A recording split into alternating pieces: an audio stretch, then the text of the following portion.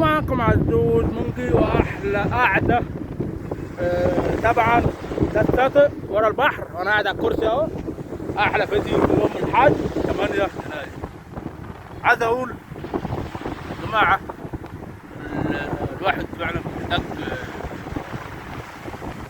على الاقل في الاسبوع او كل يوم الواحد محتاج انه فعلا يغير النفسيه بتاعته من ضغوطات الحياه ومن قرف الحياه. الواحد فعلا محتاج ان هو يغير من الصحه النفسيه بتاعته، يغيرها 180 درجه.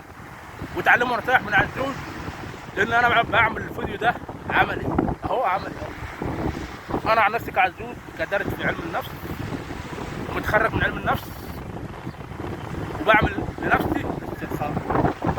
عايز اقول بصراحه الجو ده محتاج يعني ايه، الواحد يبص للبحر لمده كده ربع ساعه نص ساعه يعني ايه ويعيش حياته. صراحه لما انا ابص عند البحر شويه الاقي نفسي الحاله النفسيه بتتحسن، الحاله النفسيه بتتحسن والحاله المزاجيه بتتحسن وضغوطات الحياه عندك بتتظبط. صراحه انا حبيت اجي هنا عشان اتصور، وعايز اقول اشتركوا في القناه واعملوا لايكات.